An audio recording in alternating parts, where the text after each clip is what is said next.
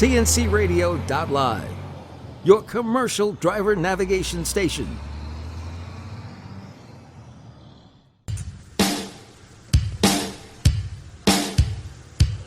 Good afternoon. This is TNCRadio.LIVE, and this is the Truckers Network Radio Show with your host, Shelley Johnson. Thank you, Tom. I appreciate that. Yes, this is the Truckers Network Radio Show on TNCRadio.LIVE, where we offer the entertainment, sports, weather, traffic, and news that commercial drivers want to hear. You know, many of our drivers are veterans, and some have lost friends and relatives in various wars and military conflicts. The Vietnam War took many lives with soldiers who served our country well. Since we're coming up on Memorial Day, I thought it fitting that we feature Tim Tetz, the Director of Outreach with the Vietnam Veterans Memorial Fund. He oversees outreach on the Vietnam Veterans Mobile Memorial Wall, as well, which is also called the Wall That Heals. And it's actually an exact replica of the Vietnam Veterans Memorial Wall, which is one of the most visited memorials in Washington, D.C., with 5.6 million annual visitors, making it the most visited memorial in Washington. Over 250,000 people every year see the Wall That Heals that travels across the country. And it's a wonderful memorial to our soldiers. Welcome, Tim. Thank you so much for being with us today. Well, thank you very much for having me on today, Shelley. The wall in Washington and the mobile wall that heals is so appropriate. Our Vietnam veterans are getting the recognition they so well deserved. So many of them felt they really weren't welcomed back the way they should have been when they came back from the war. So this is so very important. Would you mind telling us about these memorials, and especially the Wall That Heals? Absolutely, Shelley. So, our founder was a Vietnam veteran himself. He had served with the 199th Light Infantry. His name was Jan Scruggs. And Jan had come back from Vietnam, used his GI Bill to get what was a master's degree in what we would call PTSD studies today, and realized that our nation could have some sense of healing if we had some sort of a national memorial, a reconciliation, if you will. And so he and a number of veterans got permission to build the first ever memorial to everyone who served in a wartime period on the National Mall for the Vietnam War. So incredible to think in 1979, only 4 years out of the war, that he and his buddies were able to get the nation's will to give us those 3 acres on the National Mall, having not had memorials for other wars prior to that. In a few short years, between 79 and 82, we built that memorial, and we dedicated the wall, the Vietnam Veterans Memorial, in 1982. We recognized that as the preeminent memorial on the mall. And of course, since that memorial has been dedicated, memorials for the Korean War, World War II have been added. And just recently, we've added the World War I memorial just earlier this spring. So the wars now have memorials on the mall to that. We, along with other organizations, thought, well, people aren't going to come to Washington, D.C., and several traveling walls were created and established in the late 80s and early 90s. And in 1996, we recognized the need to replicate the Washington, D.C. experience, to have that solemnity, to have that sanctity, to have that education and healing that happens here at the wall in Washington, D.C., in communities throughout the country. And so in 1996, we built what was at that point a half-scale copy of the memorial here in Washington, D.C., and had that out on the road until 2018, when we replaced it with a 3/4 scale replica of the Vietnam Veterans Memorial. Each year, we enter into 30 to 35 communities, bringing the healing and sanctity again of the memorial here in Washington, D.C. into someone's hometown or local park or fairgrounds. I don't think a lot of people are aware of the mobile wall, the Wall That Heals. It's wonderful for those who can't get to Washington. They can put closure and honor the people who did die in Vietnam. Who are the people who are missing in action also listed on that wall? Absolutely, Shelley. That's a good question. You can imagine if you're the family member of someone who's missing in action, or perhaps a prisoner of war in 1981, and we're building this wall that's going to list the dead from the war, you don't necessarily want your brother listed on that wall because you don't want to give up hope that he's going to be returned alive. And so they nearly held up, the families of those nearly held up the dedication of the memorial, and we came up with a very unique solution. We put their names on the wall, just like the names of everyone else who had been killed in Vietnam, but beside the names whose whereabouts were unknown, we put a cross next to their name. So if they went missing on June 30th, 1969, they're listed amongst all those who died on June 30th of 1969, but they have a cross next to their name. We hoped that they would be returned alive, but unfortunately, after the wall was dedicated in 1982, no Americans were returned alive. And so now, as we recover their remains, we change those crosses into diamonds, showing that they are joining their brothers who have been recovered and repatriated. And it's one of the ways the wall changes each year. And what's special about our Memorial Day ceremony coming up here on Monday at the wall in Washington, D.C., and every year, is that we read off and welcome home the names of those who were repatriated in the last year as a special part of that ceremony. So are a number of the soldiers' bodies still being repatriated? I guess I'm not aware of that process. Maybe you could let our listeners know, too. Absolutely. So there are presently 1,584 Americans still missing from our war in Vietnam. Last year, in 2020, we recovered 2 Americans. Their remains were repatriated and identified. The previous year, they had done 3. So it's about 3 to 6 a year that they are able to find enough remains to then evaluate the remains against DNA samples from the family, or look at crash site evidence to determine if the airplane wreck was a specific individual. They then return those remains so that the loved ones and families can have those memorial services that they deserve to have 50 years ago or more. Why has it taken so long? Is this pretty typical in terms of recovering the remains of soldiers? And well, that's another challenging question, Shelley. Vietnam was the first war that we had ever said that we were going to bring everyone home. So prior to that, Korea, World War II, if your uncle was lost in the fields in France or the forests of Germany, he was left there. Vietnam, because of the pressure from the families, we said we were going to go and find that. And yet it's not so easy as just knowing exactly where to go back, because we didn't have necessarily the technology we have today.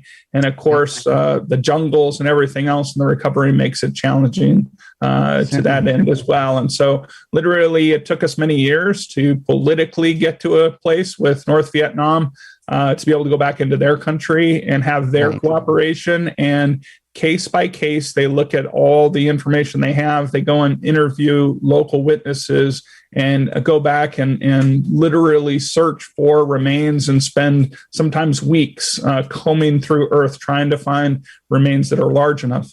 Unfortunately, due to the environmental conditions of rain and runoff and things, many of the remains have decomposed to the level now that there is sometimes, when they do find bone shards, not enough bone fragments left to really work through DNA analysis to do a final determination. Sure, that makes sense.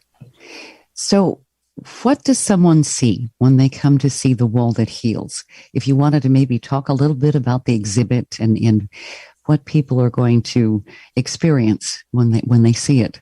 Absolutely. So the wall that heals, first and foremost, is a 3/4 scale replica of the wall in Washington, D.C. So it's 375 feet from end to end. And for people who don't understand what that spatially is, that's the length of a football field. We'll touch from goalpost to goalpost across a football field. That's amazing. It is 7.5 feet tall at the apex, and it's going to give you that same sense and feeling of what you're going to have with a wall in Washington, D.C. because it's made of synthetic granite. So as you walk from one of the ends down towards the center, you're going to feel those wall panels rise up over you. You're going to feel that sense, as Maya Lin, the designer, said she wanted to have that sense that you are going to be one with death. that you are walking then amongst those who had fallen. And then you're going to feel when you get to that apex at 7.5 feet tall that you're buried beneath it with the earth. And yet as you're able to walk out the other side, you're able to return to that sense of light and that's the sense of life, forever separating your life and their death. So you have that magic that is the wall. You have the ability to do name rubbings on the wall, and you have the ability to touch and feel that cold wall. And just like the wall in Washington, D.C., when the wall is set up this weekend in Columbus or wherever we set up for the other 20 stops this year, when we set those up and it rains, the names literally disappear and reappear when it dries. So the wall experience is the first part. The next part, which we can spend some time on, is really what travels with the wall and how the wall travels. And that is the Mobile Education Center. And that's what's special about the wall that differentiates it from the wall even here in Washington, D.C., Shelley. Well, in the next break, how about we cover the educational center? Because I'm sure that there's so much information here. We can't just fit it in less than a minute. You're listening to the Truckers Network radio show. We're speaking with Tim Tetz, Director of Outreach with the Vietnam Veterans Memorial Fund. We'll be back with more from Tim coming up right here on TNCRadio.LIVE. Driving 11 hours a day, 7 days a week can be emotionally and physically exhausting. Sleep is a very important part of a long-haul truck driver's life. Being well-rested and alert makes driving a lot safer for both the trucker and other drivers on the road. Getting enough sleep may sound easier than it seems. Living on the road makes it difficult to get the recommended 8 hours of sleep. In fact, it's common for truckers to not get 8 hours of sleep due to the 11-hour work shift. To help, we've put together 5 tips to help truckers stay awake while driving. Take vitamins. One way truckers can stay awake while driving is by taking vitamins. Not only are vitamins good energy boosters, they have tons of other health benefits too. Vitamin B helps with fatigue, depression, mood boosting, and muscle weakness. Consider adding vitamins to your morning routine. Eat healthy. An unhealthy diet has a huge impact on one's overall health. Dr. Jennifer Sachek says, our bodies rely on the energy and nutrients we get from food. So what you eat and how and when you eat it can either drain you or sustain you. It might be more convenient to stop at a fast food restaurant or truck stop, but constantly eating junk food drains your energy. Take a nap. Before you hit the road, consider taking a short 20-minute nap. Several studies have shown that a quick nap immediately increases alertness and gives a boost in cognitive performance. Stay hydrated. Water has many health benefits. One benefit is reducing the chance of being fatigued. Drinking a pint of cold water is a great way to refresh yourself and stay more alert. Listen to upbeat music. Listening to upbeat music will have you tapping your foot, singing along, and staying alert in no time. Avoid listening to relaxing music or audiobooks. Those tend to make drivers more relaxed and sleepy. Truckers have a very demanding job. In order to deal with the stress and demands, it's very important to get the right amount of sleep. Hopefully these 5 tips will help you stay awake while driving. A report of child abuse is made every 10 seconds. These crimes can't be excused. Help Attica raise awareness. Donate or be an Attica member for just $25 a year. Become a hero for kids. Be a hero for Attica. This is the Truckers Network radio show on TNCRadio.LIVE. I'm Shelley Johnson with Tom Kelly. And today we're speaking with Tim Tetz, Director of Outreach with the Vietnam Veterans Memorial Fund. We're talking about the mobile wall, the wall that heals. Tim, you said that there's an educational center that actually goes with the healing wall. Yes, Shelley. It was our dream in the mid to early 2000s that we wanted to build an education center next to the wall in Washington, D.C. to really educate the legacy and what was behind the wall here in Washington, D.C. and the war. Unfortunately, the costs of that education center crept out of control, and we were unable to make that happen in 2015. We canceled our efforts to do that. But we took the lessons from that, and we used those when we recreated the wall that heals and really redid the wall that heals in 2018. So we went to a larger wall, a 3/4 scale wall, but then our 51-foot trailer is a semi-trailer, like you would see moving household goods down the road. And it's 13 and a half feet tall, 51 feet long, and it carries that wall and everything we need each week. But the sides of that open up to be an education center. So there are 5 display panels. And because we're associated with the wall in Washington, D.C., one of the things that we're able to take with us on the road is representative samples of the 400,000 items that have been left behind at the wall in Washington, D.C. So people have, since the very early days, left pictures and personal mementos and items that reminded them of their friends and their family and their loved ones. And we're able to come on out on the road and show those off. Something that you wouldn't get to see when you're at the wall in Washington, D.C. So you get to see the love notes, and you get to see the pictures. You get to see the prosthetic leg that was left behind by a brother whose brother was a Vietnam veteran sniper who ended up coming back and dying later. You get to see the football helmet left by a young man having graduated high school and come down to the wall to remember the legacy of those that he never even knew. And so those are some of those magical things that you get to see in 3 of those display cases. One of those display cases has a 6-foot television screen in it, and that shows videos that highlight the wall and the war and educate people about it in little 3-minute blurbs. But finally, what is incredible with the wall that heals in the education center is our ability to tie it to the hometown. So this weekend, we're showing the wall that heals is in Columbus, Ohio. And on one of the 6-foot monitors that's on that education center, we're going to have the photographs of everyone who had Columbus, Ohio as their home of record. And we're going to show their names and their birth dates and their photographs, whether it's their basic induction photo or whether it's their high school graduation photo or perhaps a marriage photo. We're going to be able to show those, and the screens will continually loop through those as a reminder of the local cost, the hometown heroes that are there on the wall. And then on another screen, we are highlighting the names and faces of the men and women from Ohio who came home having served in Vietnam and later became ill due to exposure to Agent Orange or perhaps their wounds, and their lives were cut short because of their service in Vietnam. And their families or their friends have honored them through that In Memory program. It's our largest growing program. It allows us to realize that of the 3.5 million Americans who died in Vietnam, only 58,281 are listed on the wall, but each and every one of them were changed forever by their experience in Vietnam. And unfortunately, each day, hundreds, if not thousands, are dying in our midst. And the In Memory program is our way to honor them with a web page, but also honor them through this screen as we go into town. So the Mobile Education Center, Shelley, is really one of those things that ties it to the local community when we get there, but also shows things that even if you came to the wall in Washington, D.C., you would never have a chance to see those items left behind and the story and legacy behind those. And it really is makes it extra special when we come to town with the wall that heals. So is the memory page for anyone that did serve in Vietnam? If they've passed on, the families can submit their names and all of that?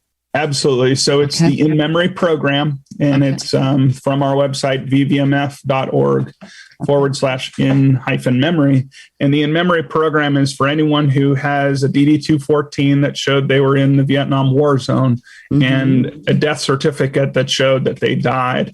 They don't have to be service connected through the VA. They merely need to have died of something that we can look to and say, yeah, that was most likely caused by their experience there. Right. Yeah. And some of that didn't happen for maybe even decades. Absolutely. Yeah. Absolutely. We're still seeing them passing in their midst today, and we're still honoring those folks. We have 500 honorees that will be honored every Father's Day weekend. It's our largest program at the wall. We have over 2,500 family and friends who come to town to read from a podium at the wall the names of their loved ones that are being inducted in the In Memory program that year.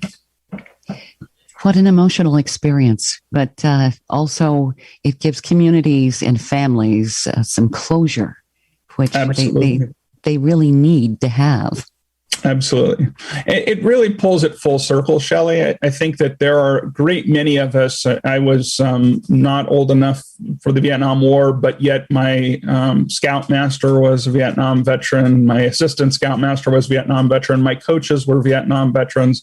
My neighbor and my grandfather were Vietnam veterans. And so it's the ability for us to realize in our midst are all these Vietnam veterans.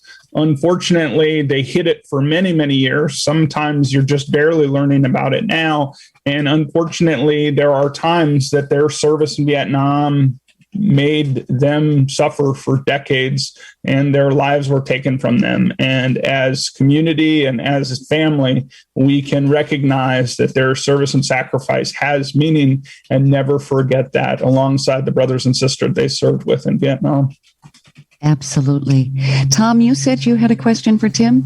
Yeah, just kind of going back in history a little bit, Tim. I've had the privilege of seeing the wall 3 or 4 times, and it blows me away every time. And my last experience was as powerful as my first. How did we get here? I mean, what a unique way to honor everyone. I remember there was controversy when it first started, but I don't remember the story really of where it came from. Absolutely, Tom. So we got permission to build the Vietnam Veterans Memorial.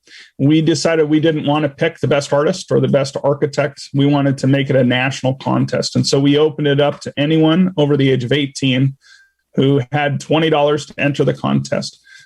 We received so many entries, 1,241 entries, that we had to literally use the back of an airplane hangar where they store the Air Force One airplane and line them all up row after row after row.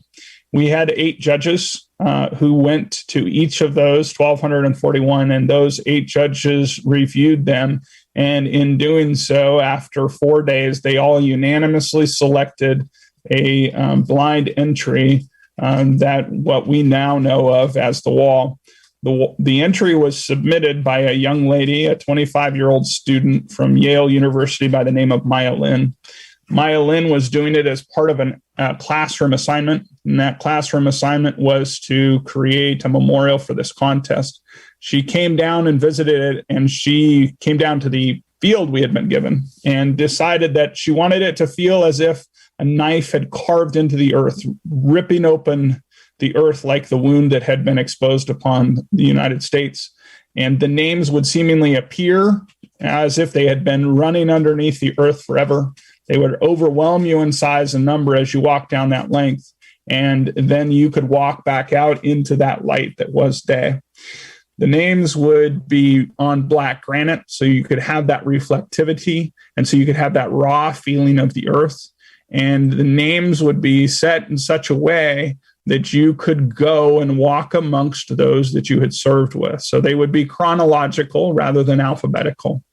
We came out super proud about the fact that we had agreed upon this as the great memorial that was to be built.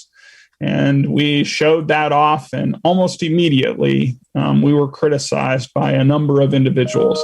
They felt that the wall was black, it was underground, it was not tall, it didn't have this heroic hero coming home, and they didn't like it, and they did everything in their power to try to stop us from building it. They went so far as to try to impugn the nature of Maya Lin as a student, and they did their best to try to make sure that we couldn't develop the memorial. As a byproduct of that, we had to develop the 3 servicemen statue, which we dedicated 3 years after. We put the wall in 1982, and we had to add the American flag that's at the entrance to the wall. But every person that I've ever met, and there are a great many who will raise your hand if you're in amongst those of that era and you ask, did you like the original idea when you saw it, will say, I didn't like it. But I know, having done this now for over 15 years and traveled the country, probably on one hand, I can count the people who still don't like it and still aren't moved to tears and awe and wonder that Maya Lin's design evokes. you couldn't help but not be moved. I mean, something like that would be so dramatic, and it really give the feeling that really needs to be what happened, the sacrifice. And I think there's probably, I don't imagine anyone, even with a mobile wall, that can walk through that and not shed a tear. Absolutely. And I think that's in part due to the names, Shelley. I mean, it was a requirement of there were 4 requirements in the design, but one of the requirements was that you had to list all the names of everyone who died. So all the designs had the names listed. But when you look at a statue, or when you look at a cannon crew, or you look at some sort of obelisk that's in honor of the people who died in war, that's one thing.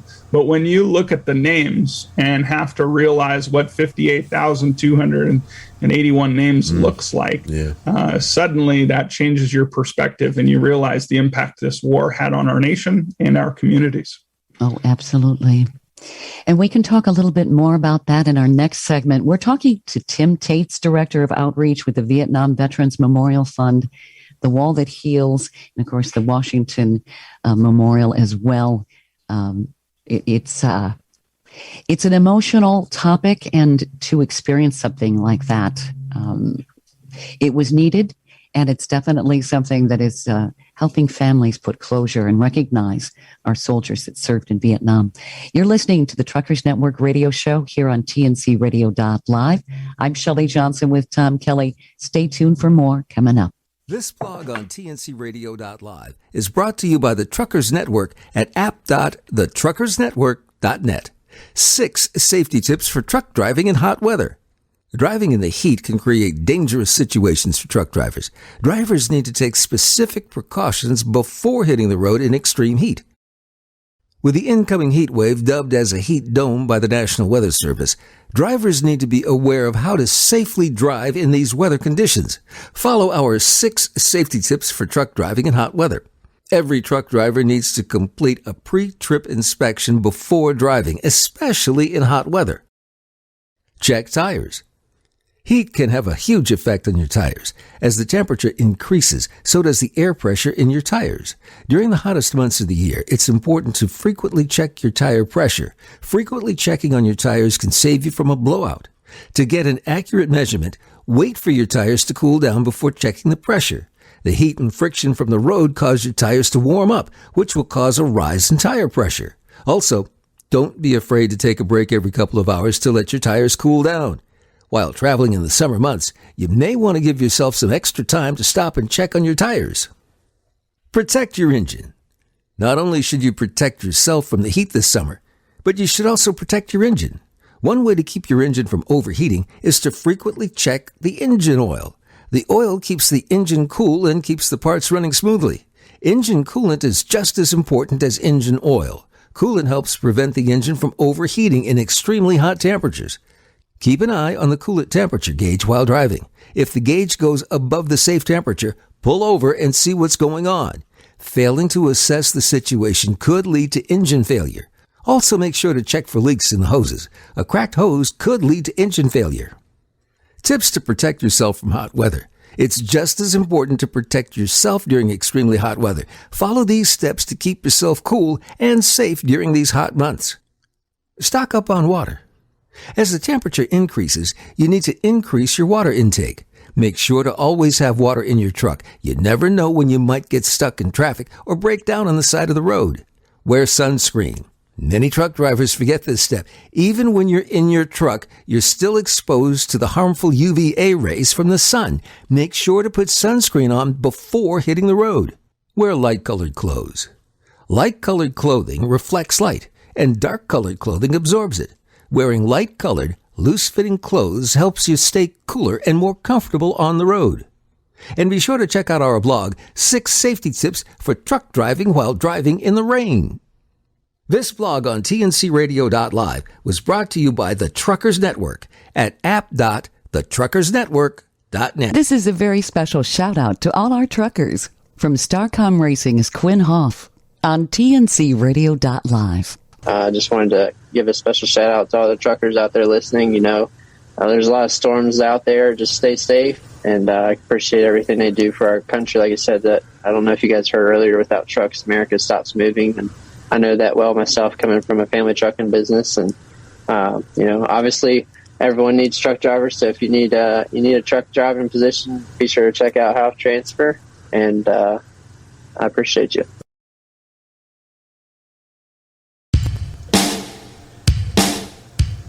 This is the Truckers Network radio show on TNCRadio.LIVE. I'm Shelley Johnson here with Tom Kelly.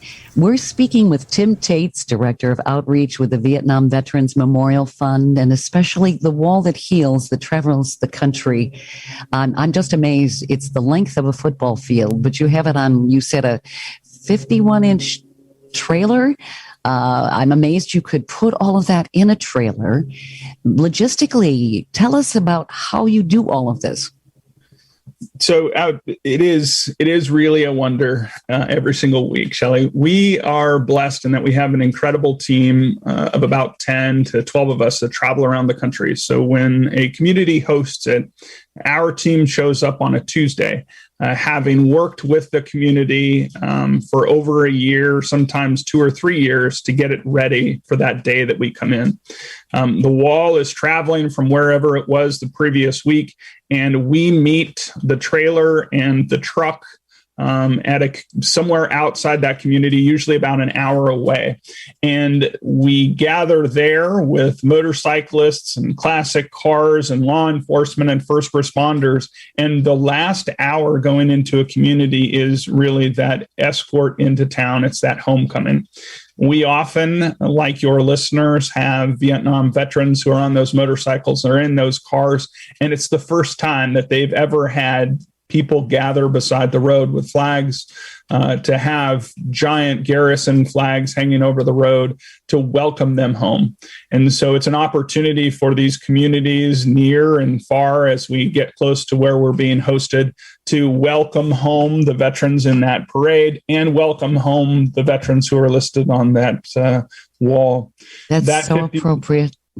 So many of them didn't get a homecoming. Absolutely. Yeah. And it is one of those things that when they get off their bikes, as macho as they are, and they're in leather and they've got beards and they've got 25 to 30 volunteers help our team take all the pieces of this entire panel out of that trailer and set it up on that field and assemble a replica of this wall, piece by piece, foot by foot. And by the time they're done, 6.5 hours later, you have something that is as perfect and as reflective and as continuous as the wall in Washington, D.C. It's made of synthetic granite, so it feels like it. It reflects like it.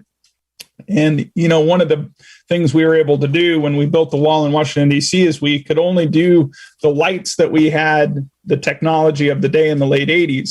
Now with modern lighting, the lights we have on this make it look better than the wall in Washington, D.C. And I say that being very proud of what we have here.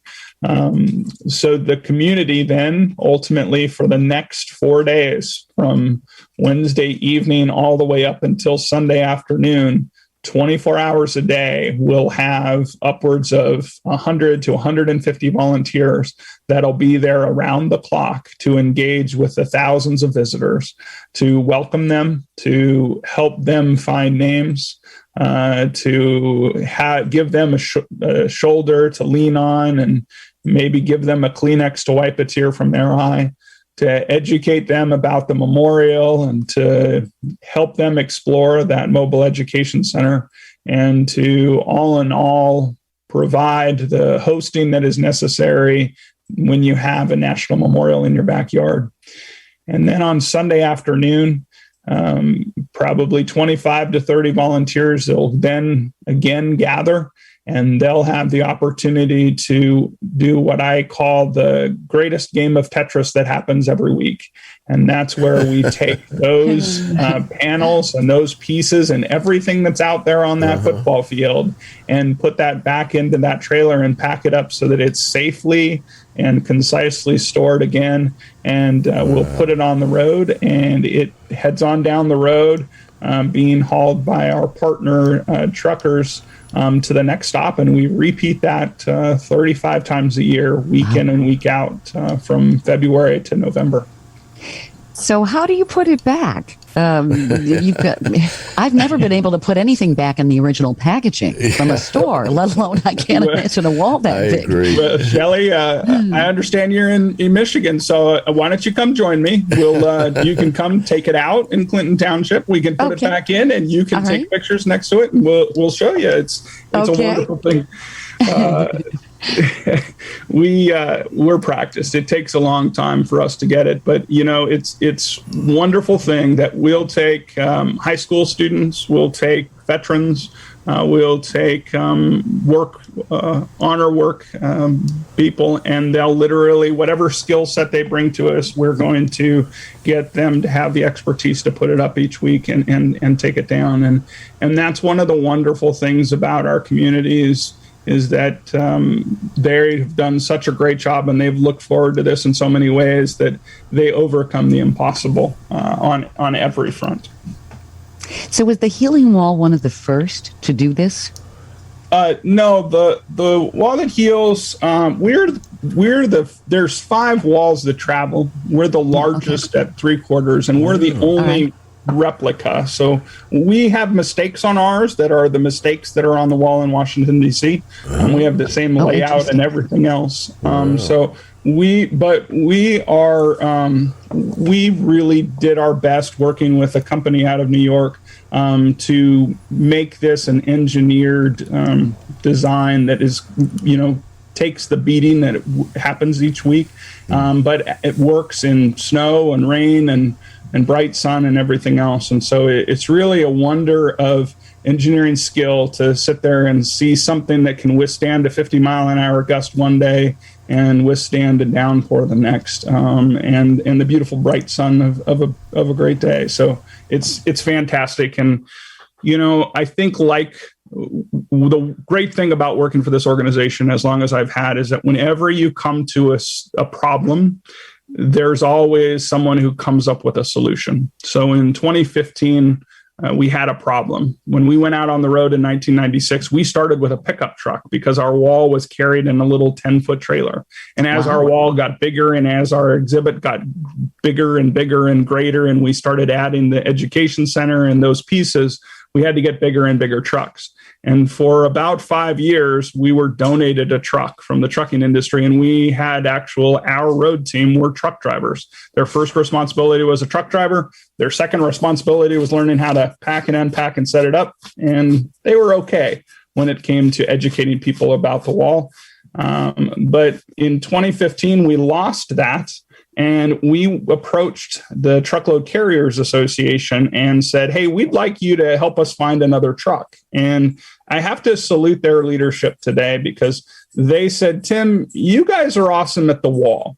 You guys know how to set it up. You guys know how to take it down and put it in that trailer, but you don't know how to drive a truck. And I was the first to admit that. It's a skill that's special. And I was also the first to know that I'm better at explaining about the wall and educating people about the wall than I am at driving a truck as well. And so they said, how about we do this?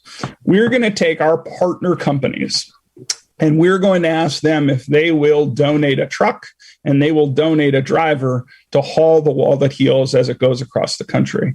And we think it's a great opportunity for us as the trucking industry to highlight our veteran drivers. We think it's a great opportunity for us as a trucking industry to highlight our value of what it means to serve and to sacrifice. And we think this is a perfect program for us to work with you to make that happen. We were somewhat skeptical, but in the span of 4 or 5 weeks, they nearly filled up our first year of legs. And each year we have dozens of companies who reach out to us and say, hey, we want to haul the Wall That Heals. We want to be a part of this. We want to honor our Vietnam veterans or our veterans. We want to show off our truck. And one of the most wonderful things that we get to see is the trucks that these companies put together. The beauty and the wonder and the wraps that they put on them are incredible, or even just the plain trucks and how much these drivers have taken pride in the fact that I learned how to polish chrome when I was in the military, and I polish the chrome on this every single day as if I were still in the military, and have that pride. And then, of course, many of our drivers who haul us are those Vietnam veteran drivers or those veteran drivers, and they are overwhelmed. They will come to me having hauled it for 2 days from one town to another, and they'll say, Tim, I've hauled the trailer for 30 years, and I've never had the pride that I had when I was in front of this trailer. I've never had as many thumbs up. I've never had as much excitement as I've had with this load. And I appreciate the opportunity to have a part of this. And I appreciate the glory that was those 2 days and the entrance into this community today.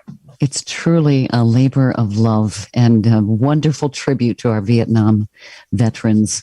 We're going to be talking a bit more with Tim Tetz about the wall that heals right here on TNCRadio.LIVE. Stay tuned for more. TNCRadio.LIVE is brought to you by the Truckers Network at app.thetruckersnetwork.net.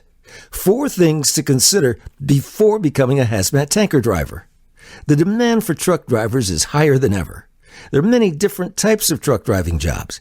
Whether you're a new driver or if you already have a couple of years' experience, it's never a bad idea to get new skills and endorsements. Hazmat tanker jobs are one of the many truck driving jobs. If you're considering becoming a hazmat tanker truck driver, here's some things you should know. What is a hazmat tanker? Hazmat truck drivers haul, deliver, and dispose of hazardous materials. Hazardous material can include things like gases, explosives, corrosive chemicals, poisons, and radioactive materials. Hazmat tanker drivers are not limited to hauling only hazardous material. They can also drive a non-hazardous tanker. Have the right requirements. Becoming a certified hazmat tanker driver will require you to add specific endorsements to your already existing CDL. You'll have to undergo training that is specifically designed for transporting and handling hazardous materials. After obtaining your CDL, you'll have to go through a background check and complete the application requirements. The application requires ID proof of being at least 21 years old, proof of citizenship or legal residence, a medical exam and eye exam. You must pass the hazmat knowledge test too. It's more stressful. Regardless of what you're hauling, being a truck driver is a stressful job. Safety is a top priority for truck drivers, especially for hazmat tanker drivers. Hauling hazardous material means that accidents or spills are much more severe. Hazmat tanker drivers are under much more stress and caution than drivers that haul non-hazardous material. Drivers need to be extra careful and need to plan their routes before driving. It requires a lot of skill. Truck driving is a difficult career and it's not for everyone. Being a truck driver already requires a lot of skill. For hazmat tanker drivers, there are specific skills that you'll need in order to be successful. Aside from the technical skills, hazmat tankers should also have personal skills. Some personal skills include being punctual, detail-oriented, and patient. These skills will make you a better driver in the long run. You make more money. Hazmat tanker drivers make more money on average. This is because more experience and skills required to haul hazardous loads. According to Salary.com, the average salary for a hazmat tanker driver in the United States is just over $63,000 a year, but the average salary range falls between $55,000 and $72,000 a year. Salary varies from education, certification, experiences, and additional skills. This info blog was brought to you by the Truckers Network at app.thetruckersnetwork.net. You're listening to TNCRadio.LIVE. Remember to tune into the Truckers Network show with Shelley Johnson, weekdays at 3 p.m. Central, 4 p.m. Eastern.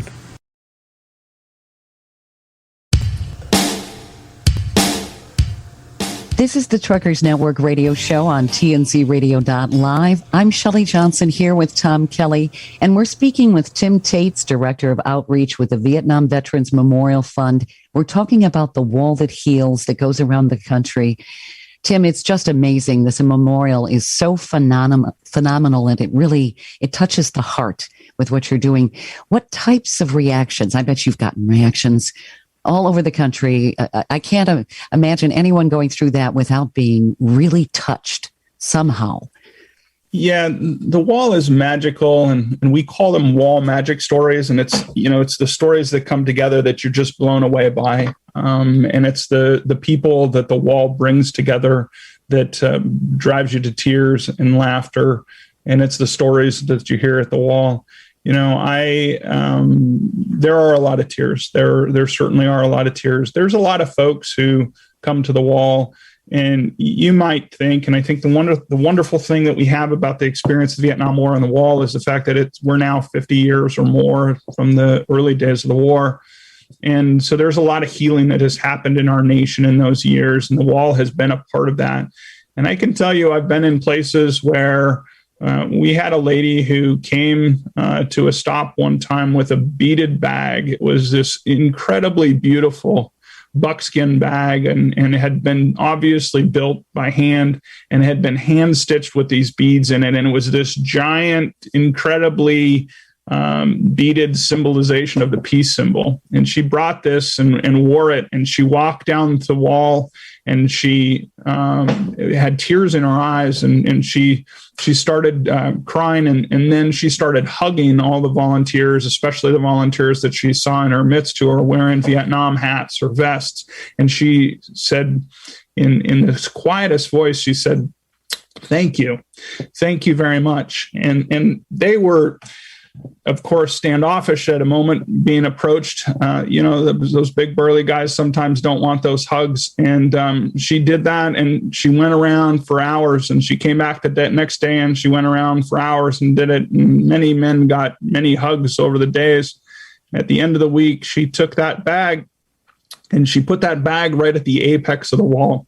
And she said she had carried that bag with her down to San Francisco and had protested against the war. And she realized, I was protesting against the decisions of our politicians, but I misplaced my anger and my angst against these warriors. And I realized that these warriors had the pain and the sadness that I have today. And I want that healing to begin. And that was, as you can hear, I even break up saying that story. One of those moments where you're just like, wow, what a transformation in the lives of the men and the veterans who were there and in her life. And that was possible because we were able to bring it to that community and have it touch those lives in that way. You're promoting healing, yes, because the Vietnam War was a very politically charged war, and it divided so many people. And it's wonderful what you're doing. It's everything about it. It's recognition for, like you said, the warriors, but it's also healing for people who lost family members and friends, and for people who maybe can think and rethink what they were angry about. And that's priceless. I mean, you can't do that probably with anything else. I mean, what you're doing is just phenomenal. Thank you. It's such a pleasure to be a part of it and to be part of something that is so much bigger than you. It is, I think we often forget the education that happens there these days. When you realize the 5 million that visit the wall in Washington, D.C., more than half of them weren't alive in 1982 when it was built. More than half of the visitors that come to the wall that heals aren't alive when it was built, and they don't understand the war. 2 weeks ago, we were set up on a track inside the track of a high school in Tunkhannock, Pennsylvania. And we had the high schoolers and middle schoolers come out. And to them, Vietnam is this obtuse thing of, oh, yeah, that's a war we fought as a nation. But suddenly when we show them a name and we show them the local football hero who has a picture on the wall of faces that highlights his time as the captain of the football team. And he's got another picture when he went out on a turkey hunt. And he's got another picture when he graduated from high school and another picture that he was in boot camp. These kids recognize that the men and women that they're there on the wall are just like them. Sure. And the war was just part of their journey that they went through as young people. And fortunately, in many cases, our young people don't have to do that today. And yet we have that freedom because of the sacrifice of them. In show business is getting recognized for what Ohio this week, but we're going to get up to upstate New York and Massachusetts, and we'll get down to Texas and all the way out to Washington and out to California. Take a look and see if we're in your neighborhood. And if we're in your neighborhood, first and foremost, come. If we're in your neighborhood and we're closer to your home, then take a step forward and say, you know what, I want to go and volunteer. Because if you give us 3 hours of your time, we're going to give you the experience of a lifetime so that you too can walk out with some of those stories of having met people and heard their stories and having seen some of that healing firsthand. Well, there might be other, I'm sorry? It's a wonderful education for those who are not familiar with Vietnam. It's something that I think maybe you're telling a story more effectively than like a cemetery could. It's dramatic. It really drives home the point that these people, they were humans. They were people who were fighting for freedom. They were fighting for the United States, and they were there in a war, but they were just like everybody else. And they have families, and they have people who love them. And it's just so important, because I think people generally can not always put a face to the name. And I think you folks are doing this so very well. And it's a wonderful memorial for the Vietnam veterans. Again, how do people reach out to you again if they want to get involved, and how do they find out where you're going to be this year? Absolutely. So, Shelley, our website is VVMF.org. So that's the Vietnam Veterans Memorial Fund. So VVMF.org. The Wall That Heals has its own website. It's thewallthatheals.org. And from there, you can learn where we're going to be. Our schedule is up. You can go to a specific community and volunteer. If you're a trucking company or an independent owner-operator and you've got a big enough truck to haul us, you can haul the Wall That Heals in a future year, and you can take part in that. On our website, you can go and figure out how to honor your friend or family member who came home and later died of their illnesses and injuries. Or you can go and find the photograph of a friend or family member who might have died in the Vietnam War. And then just earlier this year, we opened up the Vietnam Veterans Registry. So Vietnam veterans who are in your listening audience, or someone who knows someone who was a Vietnam veteran, whether it was in Vietnam or in the United States or anywhere else in the world, if it was during the Vietnam era, that registry is an opportunity for them to sign up and then hopefully find other people that they served with and served beside as we get more and more of those names come onto that website. Thank you so much, Tim, for not only being on the show, but for telling us about this memorial. It is so well-deserved for the people that served in that war. I absolutely love what you're doing, and I appreciate you sharing the information with us right before Memorial Day here on TNCRadio.LIVE.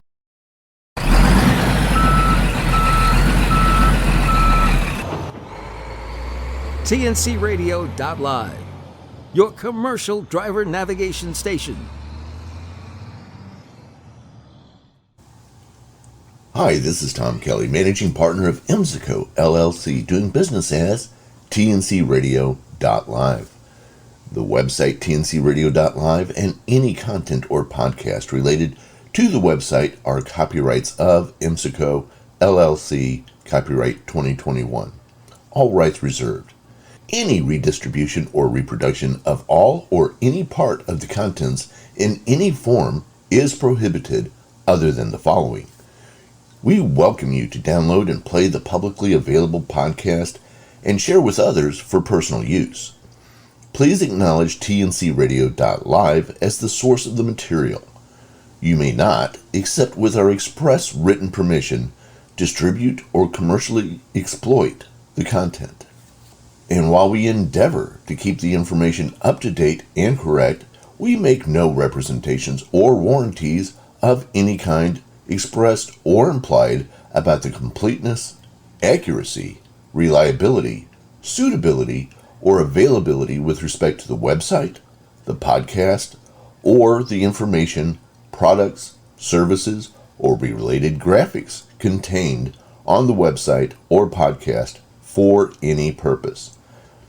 Any reliance you place on such information is therefore strictly at your own risk. For additional information, including details regarding monetization of this podcast, send email to podcasts@tncradio.live.